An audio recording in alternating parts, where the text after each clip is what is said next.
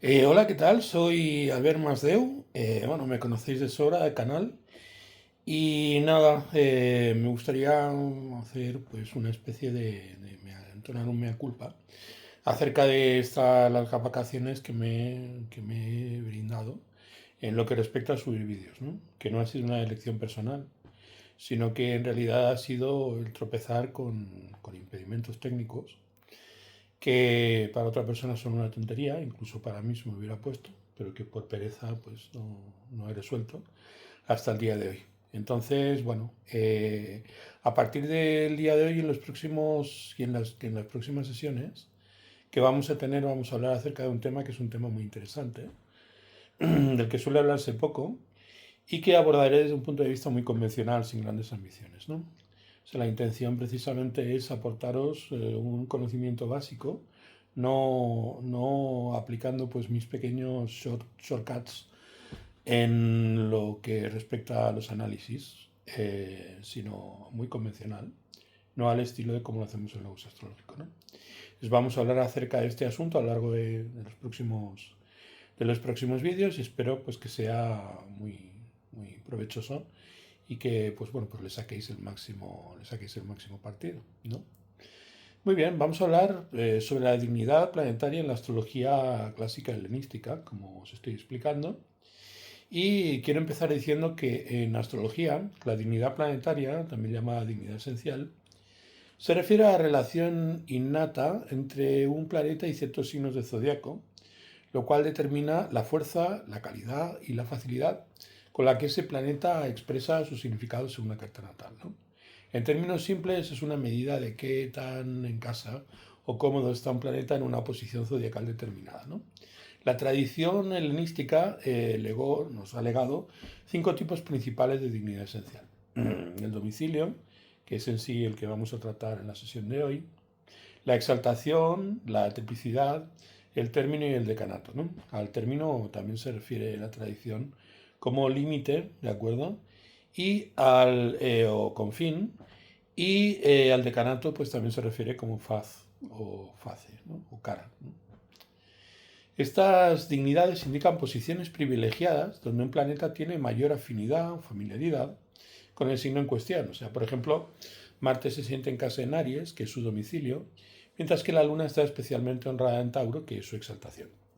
El uso de las dignidades es considerado fundamental en la interpretación astrológica tradicional, al punto que se esperaba que los astrólogos memorizaran las correspondencias entre planetas y signos para evaluar rápidamente la condición esencial de cada planeta en una carta natal. Como muchos de vosotros sabéis, yo no tengo demasiado aire en la carta y tengo más bien una concepción, dado que el regente de tipicidad de aire en mi carta se encuentra en tierra, a desarrollar, podríamos llamarlo así, hábitos que de alguna manera me sirven como principios mnemotécnicos para especificar cómo tienen que ir funcionando las cosas cuando aplico la teoría.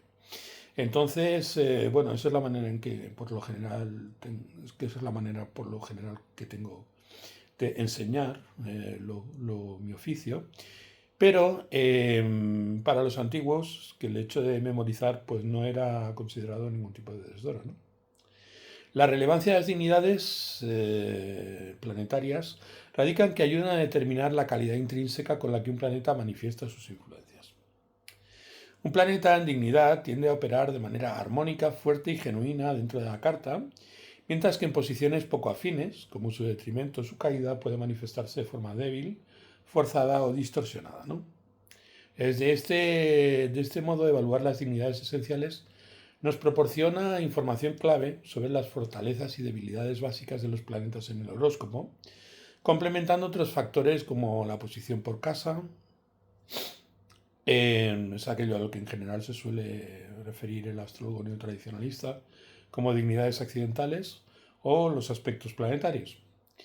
En este vídeo y en los vídeos sucesivos voy a explorar en detalle el concepto de dignidad planetaria tal y como se desarrolló en la astrología helenística entre los siglos segundo y quinto, entre los siglos segundo antes de Cristo y quinto de nuestra era común, incluyendo sus fundamentos teóricos, sus aplicaciones prácticas en la interpretación natal y predictiva, y comparándolo con tradiciones posteriores, la medieval, la renacentista y la moderna, Y voy a aportar pues también ejemplos ilustrativos, tanto de figuras históricas como de una carta natal ficticia. Que es un proyecto de largo aliento, es decir, no voy a centrar exclusivamente en el vídeo en donde vamos, que estoy grabando en estos momentos, ¿no?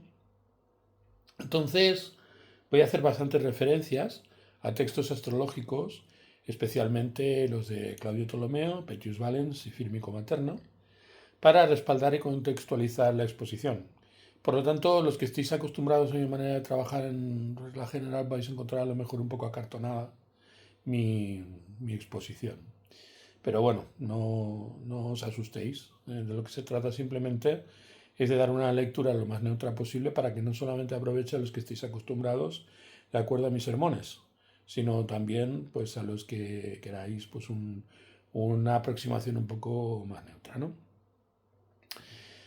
Antes de describir cada tipo de dignidad, conviene entender qué significa en términos generales que un planeta tenga dignidad esencial. En la astrología clásica se concebía que cada planeta tenía ciertos lugares naturales en el zodiaco con los que guardaba pues, parentesco o afinidad, casi como si fueran sus propias moradas o zonas de confort. En estos lugares el planeta podía expresar sus cualidades de manera pura y eficaz, fortaleciendo su naturaleza intrínseca y produciendo resultados más beneficiosos, o al menos más que se condigan más con su significado, con su significado original. Por el contrario, cuando un planeta se encuentra en signos extraños, o que son contrarios a su naturaleza, lo que podríamos llamar lugares de debilidad, aunque el término debilidad y fuerza no me gusta demasiado a la hora de referirnos al tema de las dignidades esenciales, ¿no? Yo prefiero referirme a ello como en términos de poder, ¿no? Más que en términos de fuerza. Hay una diferencia entre fuerza y poder. La misma diferencia pues, que existe entre el dinamismo de un planeta y su consistencia a nivel de lo que significa o su integridad, ¿no? Lo que representa básicamente en sus significados, que un planeta se encuentre en su dignidad esencial, es que en ese lugar del zodiaco, ese lugar afirmado por el signo, ¿de acuerdo? En ese lugar el planeta es íntegro, ¿m? Expresa sus cualidades de manera entera, ¿vale? Los astrólogos helenísticos entendían la dignidad esencial no simplemente como una puntuación cuantitativa, eso hay que tenerlo en cuenta, a pesar de que luego en la tradición pues se van a introducir, bueno, como bien sabéis, puntajes para establecer de alguna manera un baremo cuantitativo. En términos de la astrología antigua, la dignidad esencial es más bien un indicador cualitativo. Un planeta en sus dignidades señala calidad y coherencia en sus efectos, como estábamos diciendo. Es un factor que actúa según su integridad, plenamente coherente con lo que refiere su dotación, podríamos llamarlo así, arquetípica, y actúa por lo tanto como él mismo. Mientras que la falta de dignidad lo que indica es que el planeta actúa de manera menos confiable fuera de lugar y a veces, bueno, en general, requiere la ayuda del señor del lugar en donde se encuentre. Por ejemplo, si Venus se encuentra pues en Piscis, pues requiere la ayuda que le confiere pues con gran regocijo pues Júpiter en su actuar, ¿no? También sabréis, porque los que me conocéis, que tengo una manera un poco sui generis, aunque creo que plenamente coherente, de interpretar lo que representan los lugares de los planetas. Lo hablaremos en profundidad, no quiero adelantarme. Cabe destacar que en la época helenística no se utilizaba propiamente la palabra dignidad, el término es más tardío, sino que Ptolomeo y otros autores hablaban de familiaridad, o lo que podríamos llamar en griego, pues la palabra en griego, que sería oikoiosis, ¿de acuerdo? Oikos, como se sabe, representa domicilio, y osis significa afín al domicilio. Por lo tanto, estaban hablando ellos de familiaridad, que es la que mantiene un planeta con ciertas porciones de zodiaco. Y esta familiaridad implicaba un vínculo natural o pertenencia del planeta a dichos sectores zodiacales, concretamente a sus domicilios, o cuando estamos hablando de exaltaciones, pues de las exaltaciones, triplicidades, términos, y también hablando en función de lo que son los decanatos, que, bueno, a Ptolomeo no los menciona, ¿de acuerdo? Pero en aquel tiempo, pues sí sabemos que era una de las dignidades a las que más se referían los antiguos. De hecho, estoy planeando una serie en donde hablemos acerca del origen de las dignidades vinculadas precisamente a los términos, que es todo un tema que la verdad es que a lo largo de estos últimos tiempos se ha visto bastante revisitado por parte de los astrólogos eruditos que de alguna manera gustan pues de acudir a fuentes, podríamos llamarlo así, sesudas, ¿no? O académicas. Entonces, bueno, lo que voy a hacer es sobre todo explicar en la sesión de hoy lo que representa el domicilio y si me veo con ganas, pues también la exaltación. Hablaremos, por lo tanto, del domicilio y aquello que más tarde dio en llamarse detrimento, también llamado exilio. El domicilio de un planeta es el signo zodiacal donde ese planeta gobierna o rige. Cada uno de los 7 planetas tradicionales, Saturno, Júpiter, Marte, Venus, Mercurio y las 2 luces, el Sol y la Luna, tienen asignado 1 o 2 signos como su casa propia. Cuando un planeta se encuentra en su propio signo, se considera que su influencia es armónica, fuerte y fluida. En esta posición el planeta actúa como un rey en su propio reino o como un hombre en su propia casa. Es decir, domina completamente el entorno y puede expresar sus cualidades sin ningún tipo de impedimento, ¿no? Fácil de recordar, ¿no? Por ejemplo, Júpiter en Sagitario, que es uno de sus domicilios, desplegará plenamente su naturaleza expansiva, optimista, relativa a capacidad de síntesis, que sabemos que es pues, la principal cualidad de los sabios, ¿no? Beneficiando los asuntos de la casa donde se ubique. Análogamente, Saturno, pues en Acuario, su domicilio, se manifiesta pues con toda su capacidad de comprensión de los valores y de los principios eternos. Y si está, por ejemplo, en Capricornio, pues eso lo aplica de manera orientada, de forma impulsiva y centrada en conseguir objetivos de manera enfocada, ¿vale? Por lo tanto, Saturno, pues en Capricornio, tendrá capacidad estructuradora a nivel práctico y puede otorgar, por ejemplo, si se encuentra en Acuario, resiliencia y un gran realismo en su ámbito de acción, ¿no? Una gran familiaridad con los principios estructurales que definen la percepción de las cosas, ¿no? A un nivel tanto trascendental como natural. En contraste, el signo opuesto al domicilio de un planeta se denomina su detrimento o exilio y representa una posición de debilidad. Cuando un planeta está en detrimento, es decir, en el signo exactamente opuesto a aquel que rige, su energía se considera inarmónica y forzada. Es como un rey en tierra extraña y el planeta, pues allí, a pesar de que es acogido por su hospedador, de acuerdo, por su anfitrión, sus cualidades se expresan en función de lo que el anfitrión es capaz de asimilar de la función arquetípica del planeta, ¿vale? Por ejemplo, Venus en Aries está en detrimento porque Venus rige en Libra, sino opuesto al de Aries. Y esto puede indicar dificultades para expresar las cualidades venusinas porque quien tiene que hacerlo es quien la recibe. Entonces, Venus en general tiene esa capacidad de encontrar armonía, de alguna forma entrar en consonancia con su propia idiosincrasia, es lo que llamaríamos Venus, la capacidad de conectar con uno, la capacidad de conectar con uno mismo, ¿no? Venus representa esa capacidad. Entonces, Marte, cuando Marte conecta consigo mismo, pues pierde su conato, y por lo tanto, al perder su conato, pierde esa ambición que le es propia, ¿no?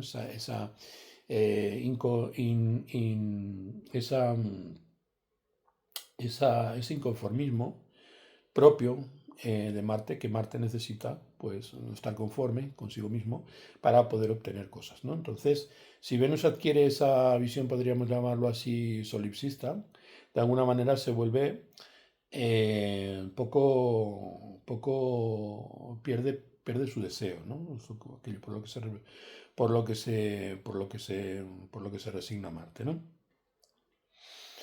De modo semejante, Mercurio en Sagitario, opuesto a Géminis, que es el domicilio de Mercurio, que es donde Dios quiso ponerme pues, el discernimiento, se haya exiliado, ¿vale? Y por lo tanto se halla en un lugar pues, donde sus cualidades, podríamos decirlo así, que ascienden al nivel del sermoneador, ¿no? Que es uno de los vicios, de acuerdo, que tengo desde la infancia, ¿no? El vicio del sermón.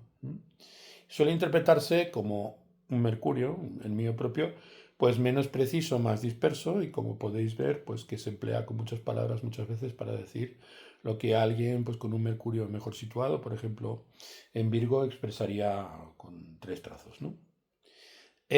Sagitario prioriza la visión amplia sobre los detalles, ¿no? Con lo cual, evidentemente, pues tiende a darle una dimensión voluntarista trascendental, que es la propiedad de quienes tenemos pues, ese infortunio, de acuerdo a esa característica.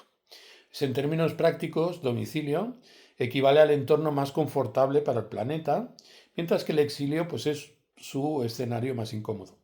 También una manera de entenderlo que suelo emplear es que, por ejemplo, cuando nosotros estamos viendo un planeta que se encuentra al signo contrario al signo que rige, es como que el planeta se ve desafiado. Ese punto es muy interesante a la hora de considerarlo porque, como decía Silvia Ceres, esa espléndida astróloga argentina que es tan profunda, tan rica en su comprensión acerca de tan sabia, ¿de acuerdo? Solía decir que un planeta que se encuentra en exilio no es un planeta que actúe de acuerdo en sus propósitos debilitados, sino que actúa en sus propósitos exigido, ¿vale? Exigido.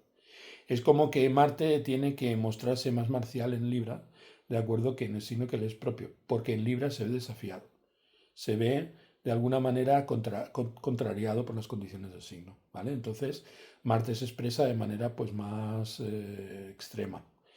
Eso se condice de manera muy clara pues, con el concepto de virtud que heredamos pues, tanto de los estoicos como de los aristotélicos, ¿no? Que decía Aristóteles es que en el medio está la virtud, la mesura es la virtud, y cualquier extremo, ya sea en un sentido o en otro, pues expresa el vicio, ¿no? Entonces el vicio de un planeta sería expresarse de manera extrema. Y por lo tanto Marte, pues más violento, más intransigente, de acuerdo, más impaciente, más colérico, ¿no? Esas condiciones que en general solemos interpretar como sociedades Aries, pero que de las que Aries pues podemos declararle, podemos absolverle completamente y hacerle inocente de esas características, porque Marte en Aries pues es un Marte que está en su sazón, ¿no? Está en su sazón.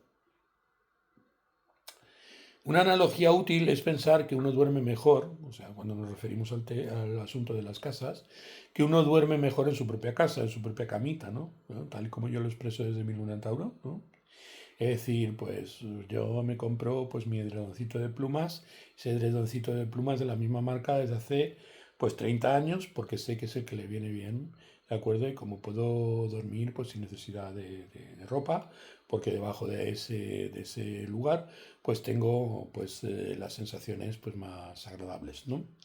Y por lo tanto eso es desde mi punto de vista, desde este punto de vista podríamos llamarlo así, con un sesgo tan evidentemente taurino, lo que es un planeta, a mi modo de ver, que se encuentra en domicilio, ¿no? Un planeta que duerme en su camita, con su edredón, con su mantita, ¿de acuerdo? Y con su muñeco preferido de trapo, al que le falta un ojo, ¿no? Si debe dormir en casa ajena, es decir, sin el osito y sin la almohada y sin el edredoncito, pues aunque sea una casa en donde se encuentre pues bien acogido por personas amables, puede estar bien, pero pero no tan bien. ¿Me explico? Pero no tan bien. Es decir, el planeta tiende a buscar siempre aquello que le es familiar, de la misma manera que yo, cuando estamos hablando acerca de estos vicios del dormir, que para mí son virtudes. Pero si termina en un lugar desconocido e inhóspito, se sentirá inseguro y molesto. Y eso es lo que entendemos por detrimento. Eso no quiere decir que en casa ajena uno no pueda hacer cosas maravillosas. De hecho, los seres humanos pues tendemos a hacer cosas estupendas, no solamente en el espacio en donde nos sentimos a gusto, como muy bien vosotros sabéis, sino probablemente en la oficina, probablemente pues en una cafetería rodeada de ruido, o muchas maneras, ¿no?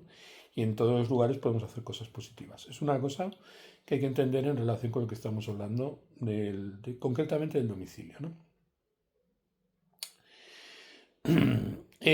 Así ocurre, por lo tanto, que los planetas cuando se encuentran en casa pues están al máximo de sus capacidades positivas, mientras que exiliados pues operan puestos en cuestión y a disgusto, y puede surgir, podríamos llamarlo así, pues el planeta en sus cualidades menos constructivas, o manifestarse sus defectos, con lo que podríamos llamarle así, comportamientos defectuosos o deficientes del planeta.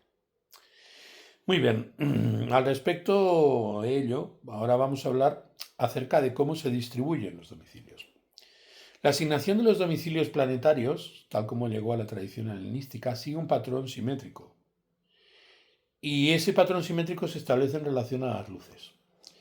Una cosa que es de parvulario de astrología, y en el fondo, siendo de parvulario, como pasa también pues con las célebres admoniciones de Coco en Barrio Sésamo, pues algunas veces las personas que nos creemos pues muy sabios y muy mayores solemos olvidar la diferencia que hay entre arriba y abajo, entre adentro y afuera, o solemos darla por supuesta.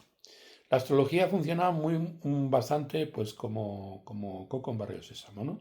Y tiende a expresar de manera muy aparentemente simple cosas que son muy fundamentales y muy profundas, ¿no? Los griegos, como bien decían los egipcios, ¿no? Los egipcios cuentan que cuando Platón fue a Tebas a descubrir pues, los arcanos de la sabiduría ancestral egipcia, se encontró con un escriba que era un hombre pues, muy viejo y muy sabio, ¿no? Hay que tener en cuenta que la historia de los sabios egipcios hacía que los egipcios, por muy jóvenes que fueran, a través de la profesión de escriba, pues tuvieran como una experiencia trimilenaria, ¿no? Porque ya hacía 3000 años que los egipcios eran la élite, ¿de acuerdo? De la intelectualidad de aquella época.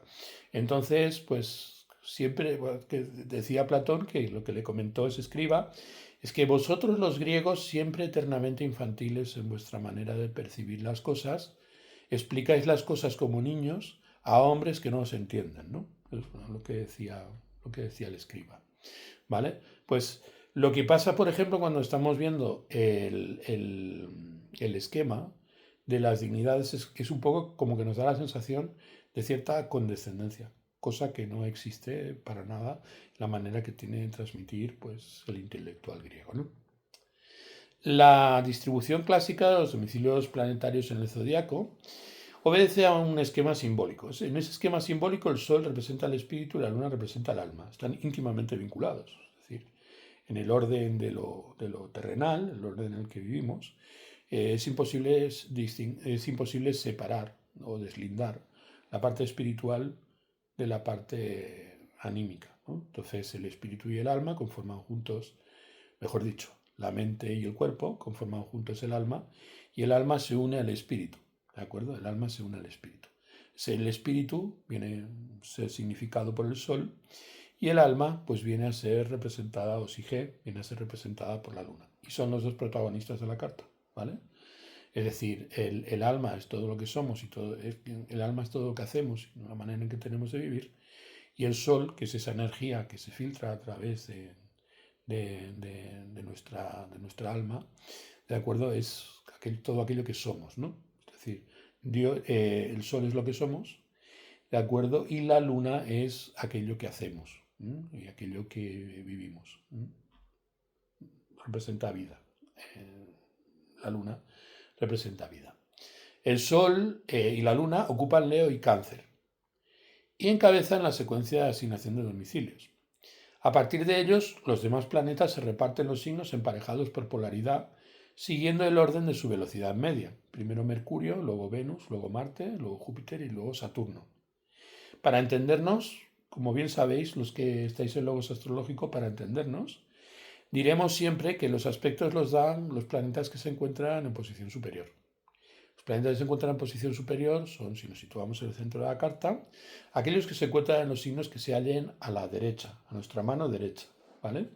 Con lo cual, si nosotros estamos ubicando al Sol en su domicilio, su punto de mayor vigor, a lo largo de las estaciones, ¿no? Que es entre el mes de julio y el mes de agosto, el Sol está más potente en su expresión. Argentinos, invertid esa contundencia. La contundencia del Sol se da en el signo de Acuario, ¿de acuerdo? Para vosotros, pero en el sentido de lo que son las dignidades esenciales desde el punto de vista de la astrología occidental, ¿de acuerdo? Pues el Sol es Leo. Entonces vamos viendo, pues después de Leo Virgo, con Mercurio, después de Virgo Libra, Venus, después de Libra Escorpio, Marte, después de, no me digáis Plutón, por favor. Después de Escorpio, pues Sagitario, después de Sagitario Capricornio, pues de Capricornio Acuario, ¿no? Hemos ido, el Sol pues le ha ido entregando sus veneras, le ha ido entregando de acuerdo pues sus credenciales a sus embajadores, ¿no? Primer embajador Mercurio, segundo embajador Venus, tercer embajador pues Marte, cuarto embajador Júpiter, quinto embajador Saturno. Entonces pues Saturno empieza a entregar pues sus dones a través de Júpiter, a través de Marte, es decir, a través de las esferas, hasta que llega al ordo sublunaris, ¿no? Es decir, hasta que llega al orden de la Luna, que es donde nosotros vivimos. No os olvidéis que de todas las esferas del cielo, todas las esferas giran alrededor del Sol, y eso ya lo sabían los antiguos desde Hiparco, ¿de acuerdo? Menos una, que es una esfera que gira alrededor nuestro, que es la esfera de la Luna, que define el espacio en donde nosotros somos y existimos, ¿vale? Cada planeta, excepto las luces, que tienen un solo domicilio, porque en realidad las luces, a efectos de su influencia sobre nosotros, son el mismo principio en su sentido activo y en su sentido pasivo, en lo que llamaban los antiguos, ¿de acuerdo? O lo que llama Jung una sicigia, ¿vale? La sicigia, habréis oído hablar de ella, ¿no? A lo mejor sin entender demasiado qué es lo que se quiere decir. Pues bueno, es como si nosotros dijéramos que todo ser vivo pues tiene una parte activa y una parte pasiva, una parte efusiva y una parte receptiva. Y en relación con ese principio, que es el principio dador de vida, pues tenemos una parte efusiva, que es el Sol, y una parte receptiva, que es la Luna. Entonces nosotros recibimos la vida en esa sustancia que aparece pues estimulada por un principio espiritual del que estábamos hablando antes, ¿no? Lo siento, no puedo evitar mis referencias gnósticas, es decir, mis entusiasmos no los puedo reprimir. Mis entusiasmos podríamos llamarlo así, pues gnósticos, ¿no? Cada planeta, excepto las luces que tienen un domicilio, rige un signo diurno y otro nocturno. Por ejemplo, Mercurio gobierna Géminis, que es su domicilio diurno, y Virgo su domicilio nocturno. Fijaos que cuando nosotros estamos hablando de Géminis y estamos viendo Virgo y Géminis, estamos viendo pues una característica femenina de Mercurio, que es Virgo, que es su ánima, ¿vale? Su ánima. Y estamos viendo un cariz, que podríamos llamar así, que es su cariz masculino, que está representado por Géminis, que sería su animus. El animus es aquella parte de nosotros mismos que ejercemos cuando somos varones, buscando aquella parte de nosotros mismos que es una parte femenina, que es nuestra ánima, ¿vale? Entonces, al ver Géminis, Géminis es la parte masculina de Mercurio. Mercurio, como todos los planetas personales, es más acorde con el ánima, es decir, es más acorde con aquellas cosas que animan nuestra forma de ser, ¿de acuerdo? Y se expresa a través del animus, a través del conato, de su irascibilidad, que es su parte masculina. Lo mismo va a ocurrir con Venus, que rige Tauro, que es nocturno, que es su ánima, ¿de acuerdo? Y se expresa a través de su animus de manera irascible, a través de un signo, que es el signo de Libra, ¿vale? Que es la expresión activa de lo que Venus representa en un sentido pasivo. Ya hemos visto que el sentido pasivo es propio de Mercurio, el sentido pasivo es propio de Venus, se manejan de manera activa en un signo que es un signo irascible, tanto para Géminis como para Libra, son signos irascibles. Al referirme a irascible significa, de ahí proviene, la palabra irascible proviene de la noción ira, ¿de acuerdo? Ira, la ira que nos invade, que en términos antiguos no era algo considerado negativo, no era uno de los vicios comunes, ¿de acuerdo? Como el catecismo cristiano, ¿no? La ira significaba ese enceos, ¿de acuerdo? Ese entusiasmos que nos invade, ese entusiasmo que nos invade, cuando luchamos o tratamos de imponer nuestra voluntad, ¿no? La ira, irascible. Tenemos las tres famosas modalidades de los signos, que son signos irascibles, signos concupiscentes, ¿de acuerdo? Y signos, pues podríamos llamarlos neutrales. Y por lo tanto tenemos signos móviles, tenemos signos fijos, los concupiscentes, y los neutrales, pues que son esos bicorpóreos a los que nunca tienes ni por la cabeza ni por los pies. ¿Me entendéis, no? Cuando nosotros estamos hablando de Saturno, pues llegamos a Marte, perdón, se me había olvidado Marte, ¿no? Marte también tiene un ánima, ese componente es su dotación básica, ese ánima está representado por su signo femenino, que es el signo de su ser, es un signo femenino, ¿de acuerdo? Y son los instintos, la base a partir de la cual se proyectan pues nuestros impulsos, ¿no? Es lo que representa Escorpio, se expresa a través de Aries, ¿no? Aries es el animus, la parte irascible, Aries es la parte irascible del maceramiento en cuanto a sus impulsos y sus pasiones, que es lo que tiene pues Marte en Escorpio, ¿vale? Entonces, con eso, de alguna manera, cerramos lo que son los planetas estrellados, no las luces, es decir, los planetas que no tienen luz en sí mismos, los planetas interiores, personales.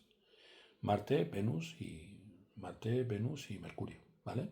Como podemos ver, sus características son características anímicas. O sea, son Escorpio, son Tauro y son Virgo, que son signos anímicos, que son signos que hablan acerca del alma.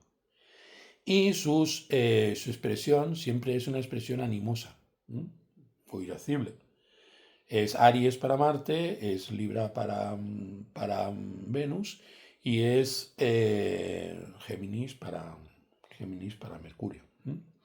Y luego tenemos que se invierten esas condiciones, los planetas que son los planetas superiores, que son Júpiter, cuya condición básica es anímica, animus, masculina, Sagitario, que se expresa de forma álmica, no a través del animus, sino a través del ánima, que es Piscis. Piscis representa el ánima grácil, ¿de acuerdo? En donde se exalta Venus de Júpiter, ¿no? Y cuando nosotros estamos viendo a Saturno exactamente igual, su condición es una condición de animus, igual que Júpiter, al contrario de lo que representa Venus, Marte y Mercurio, como estábamos viendo, y se expresa de manera femenina, se expresa de manera esquinada, de la misma manera que Júpiter. Se expresa a través de Capricornio. Y fijaos que en su expresión, de la misma manera que Venus se expresa venusinamente, se expresa a través de Piscis, es decir, donde se exalta Venus, Saturno se expresa de forma asertiva, como se expresaría Marte. Por eso Marte, de acuerdo, pues se exalta en Capricornio. Es decir, en el signo de Saturno se exalta Marte y en el signo de Júpiter se exalta Venus. Y no es un hecho baladí. Hay una cierta simetría. Nosotros también diríamos que donde se exalta Saturno es donde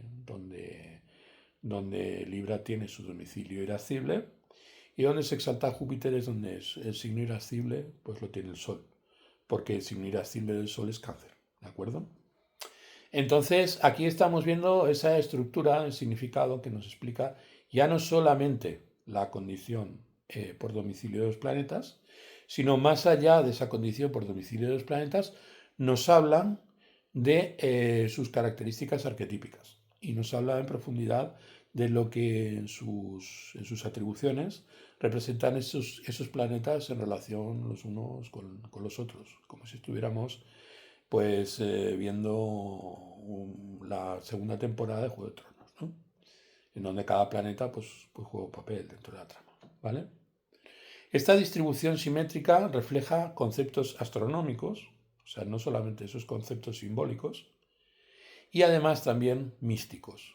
Se basa en la centralidad del Sol y de la Luna y en la antigua idea del tema mundi, que es el horóscopo mítico del mundo, en el cual Cáncer y Leo, regidos por la Luna y el Sol, pues ocupaban la cúspide, mientras que el resto de los planetas se disponen alrededor en sus signos correspondientes, ¿no? Ya hemos visto que es como si el Sol le entregara pues sus carteras a los ministros, ¿no? Lo entrega primero entrega primero una cartera en Virgo, otra cartera en Libra, otra cartera en Escorpio, otra cartera en Sagitario, otra cartera en Acuario.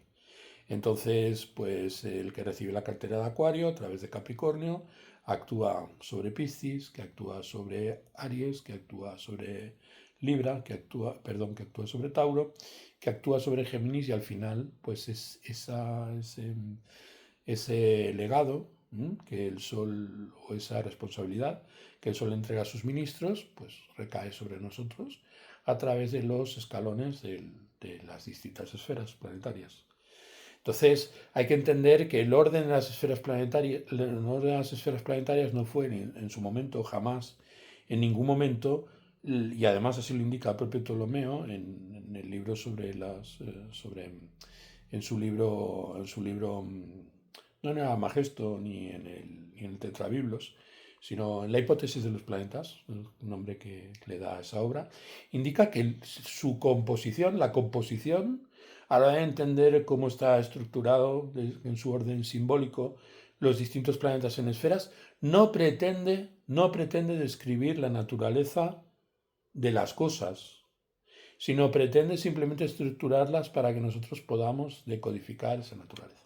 ¿Me explico?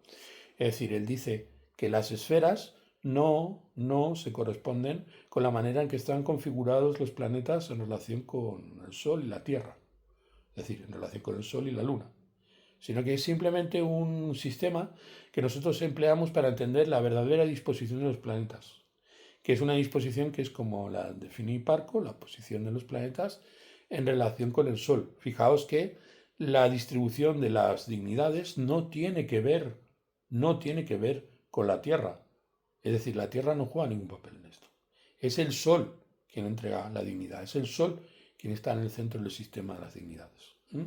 Por tanto, en ese sentido, la astrología antigua es una astrología heliocéntrica, ¿vale?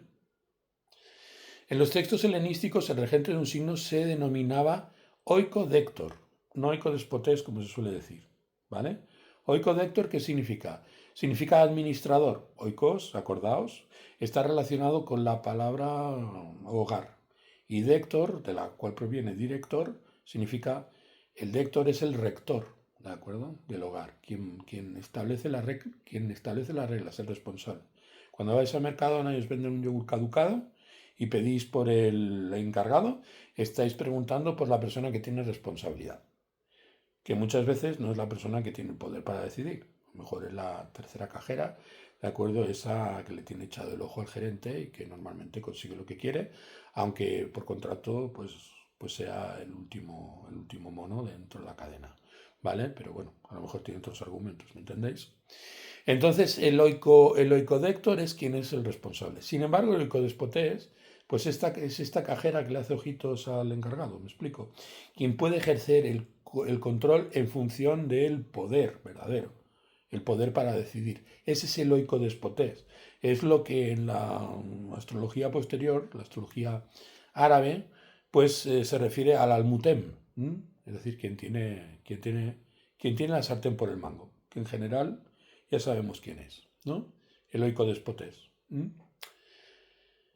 El oicodéctor es el señor de la casa y es eso de lo que estamos hablando. Es decir, cuando estamos viendo Aries, el señor de la casa es Marte. Aunque en general el que tiene la sartén por el mango es el Sol, porque es quien ostenta la exaltación. Cuando hablemos del tema de la exaltación, veremos qué importante diferencia hay entre las exaltaciones y los domicilios. Cuando un planeta ocupa un signo, suele decirse que el regente de ese signo, actúa como dispositor del planeta. Es decir, de alguna manera matiza la expresión de aquel planeta que se encuentra en el lugar, y el planeta que se encuentra en el lugar a cambio, pues le está entregando todo aquello pues, por lo que está trabajando, ¿no? Es decir, yo te admito, ¿de acuerdo?, en mi empresa, y tú en mi empresa pues haces lo que yo te mando, y yo obtengo los réditos de tu trabajo. Eso no tiene que ver con quién paga la nómina, ¿eh? No tiene que ver con quién paga la nómina. Tiene que ver con quien tiene pues, los derechos sobre el lugar en donde tú estás ejerciendo un trabajo. Ya veremos que quien paga la nómina no es el señor del domicilio. Quien paga la nómina es el señor del término. El señor del término es en qué términos recibe su compensación o habla de en función de qué términos recibe su compensación el planeta que está actuando en un lugar determinado. Si yo, aunque me lo pueda parecer, si estoy trabajando en Mercadona, quien me paga no es el señor Roch, que es el dueño. No, no. Quien me paga, pues es el departamento financiero de la compañía, ¿vale? Y además, en función de un contrato, que es un contrato que define exclusivamente mis funciones, que tampoco está definido en el vínculo que yo mantengo pues con el gerente del negocio, el negociado en donde yo esté trabajando. Hay que diferenciarlo. Pues esa función es una función que se ha perdido en la astrología moderna y de la que muy poca gente es consciente, ¿vale? Es decir, el término es un oikodespotés de mucho cuidado, que hay que tener muy en cuenta, porque es el que paga las facturas, es el que paga las facturas, el que paga las nóminas. Cuando un planeta ocupa un signo, suele decirse que el regente de ese signo actúa como dispositor del planeta, como estaba diciendo. Proporciona recursos o matiza la expresión de aquel planeta porque éste se encuentra alojado en la casa del dispositor. Por ejemplo, si el Sol está en Aries, Marte, que es regente de Aries, es el dispositor del Sol, es quien dispone del Sol. Y ello sugiere que las cualidades de Marte, acción, combatividad, iniciativa, recibirán la nobleza, la grandeza, el esplendor propio del Sol. Entonces el Sol, con esas características de acción, combatividad y energía, podrá demostrar cuán Sol es. Cuán Sol es. Por eso el Sol allí se encuentra exaltado. Esta noción de disposición es importante en la interpretación porque crea vínculos entre los planetas. El planeta regente de un signo acolita o gobierna al planeta que transita por ese signo, reflejando relaciones de apoyo de control según las dignidades involucradas. Fijaos que me estoy centrando única y exclusivamente en la dignidad de domicilio. Es lo que me interesa en primer término que quede bien claro en este vídeo. Muy bien, luego de hablar del domicilio, hablamos del domicilio versus exaltación, que es lo que estaba comentando. Y es una aclaración que hay que hacer muy conveniente, que es que en la astrología griega no existía originalmente la idea de un signo de exilio.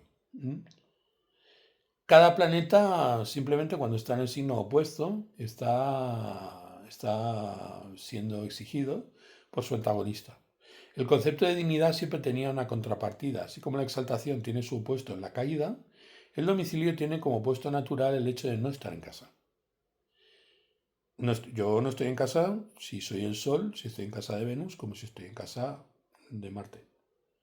Lo que pasa es que no estoy en casa en el signo de Marte, es ese signo de su actuar, sino del animus de Marte. Allí me encuentro exaltado porque a Marte pues le otorga una nobleza el hecho de reconocerme, ¿de acuerdo?, en su hogar. Y por lo tanto, pues Marte me da un tratamiento muy, muy notable. Sin embargo, a Venus eso de que yo compita en brillar, pues no le hace ninguna gracia. Con lo cual en Libra, pues más bien que me considera un invitado bastante incómodo, ¿vale? Porque pretendo brillar más de lo que ella brilla. Y eso es una cosa que Venus tolera muy mal.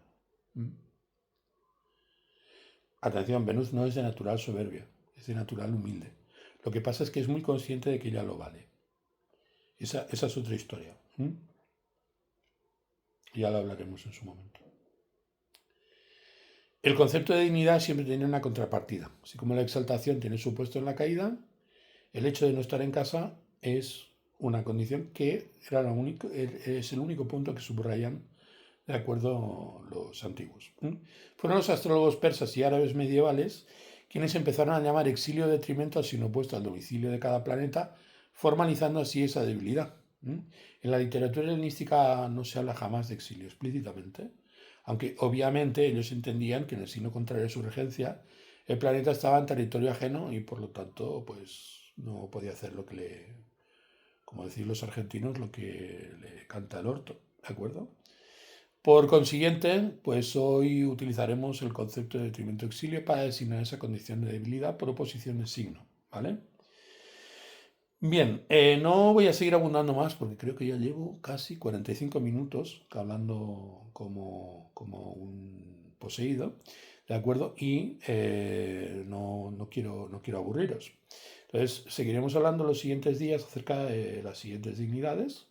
Y nada, lo que sí os pediría, ¿de acuerdo? Es que si ahora estoy volviendo, para que sigamos teniendo esta interacción, que para mí, pues, que es muy agradable, pero que, como os he explicado al principio, me ha generado algunos conflictos, por favor, tened a bien, pues, suscribiros y poner vuestros comentarios para que yo os lea y así, pues, saber que estáis del otro lado.